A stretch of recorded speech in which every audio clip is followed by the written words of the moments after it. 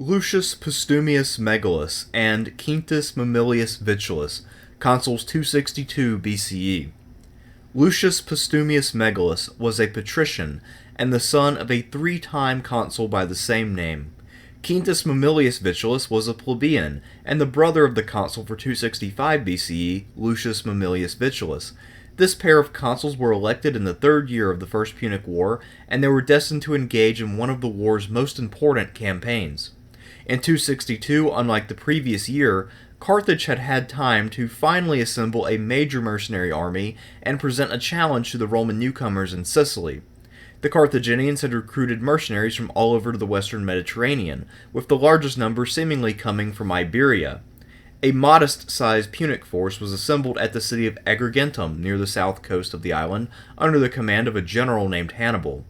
The exact mission of this force is somewhat difficult to discern, as it could have been a vanguard for the larger army that the Carthaginians were putting together, or an independent force intended to operate on Sicily's south coast while the other army under Hanno operated elsewhere. Seeing this development, the Roman Senate decided to send both consuls to Sicily as they had the year before. Since the previous year's consuls had won the allegiance and logistical support of Syracuse, the Roman consuls were able to pursue the offensive in the western side of the island during the late spring or early summer of 262. There is reason to believe that the army of Postumius and Mamilius did some poking around in Punic territory prior to moving on Agrigentum to confront the Carthaginian army. The Romans decided to lay siege to Agrigentum before the harvest had been collected and shut the garrison off from the harvest.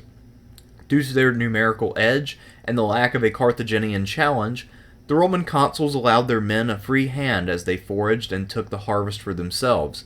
Hannibal, who had a considerable civilian population to feed with no food stores, decided to capitalize on Roman carelessness. Hannibal's sally stunned the Romans, caused a rout, and seems to have inflicted a large number of losses. The Punic mercenaries launched a direct assault on the Roman camp and were on the verge of dismantling the palisades and breaking in when the Romans finally rallied and repulsed the Carthaginians with heavy losses.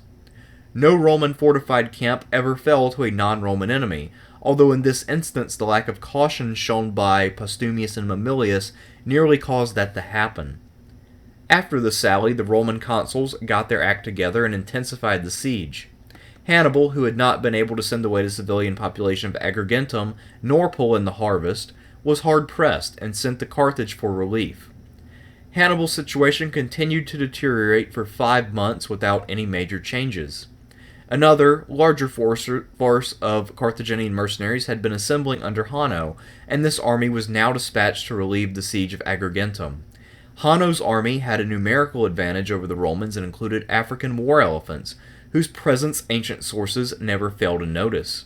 It is also highly likely that the Carthaginian force possessed a larger and higher quality cavalry force than the Romans, who always had mediocre cavalry and had probably lost a large number of horsemen during Hannibal's sally.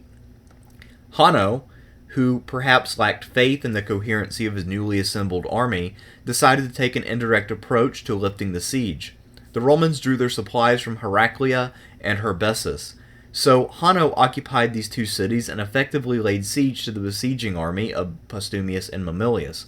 The situation was precarious and the consuls strongly considered withdrawal, but Hero II of Syracuse proved to be an excellent and loyal ally, and it was his efforts that enabled the Romans to stay supplied and continue the siege.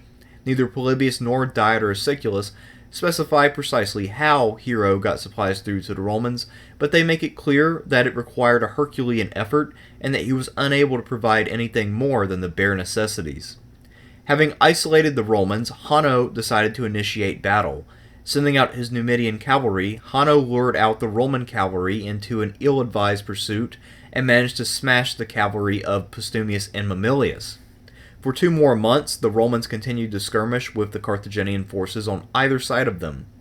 Hannibal's men were presumably only capable of maintaining their physical ability to fight by prioritizing themselves for the food rations, while leaving little to nothing for the civilians of Agrigentum.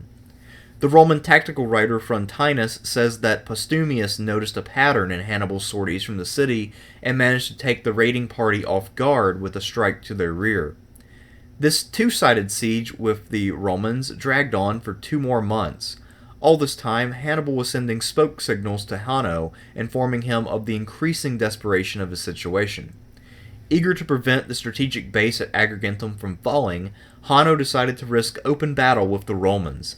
The battle seems to have been fought in the relatively enclosed space between the respective siege lines of the two armies, as otherwise we would have to expect that Hanno's cavalry advantage would come into play. Rome's hungry but disciplined legionaries and Carthage's mercenary infantry slugged it out in a long, hard-fought battle. Ultimately, however, the Romans managed to push back the mercenaries. Normally, this would have won the day, but not necessarily definitively altered the situation. However, Hanno had positioned his elephants directly behind his infantry, and the infantry's retreat into the elephants panicked the animals and caused them to stampede to the Carthaginian rear.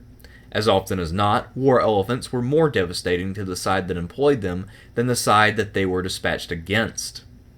The stampede of the elephants caused a full-fledged rout of Hanno's army, and the Romans drove them back all the way to Heraclea with great loss. By the end of the day, they had captured all of the baggage and most of the surviving war elephants. Exuberant with their success, the Romans returned to their camp and celebrated. Leaving only a lax watch over Hannibal's garrison at Agrigentum, the Romans gave Hannibal one last opening. Hannibal gathered his mercenaries, filled a section of the siege trenches with straw, and crossed with his army. When day broke, the Romans realized their error and mounted a half-hearted pursuit, leading to an insignificant skirmish that the Romans didn't have the cavalry to push harder.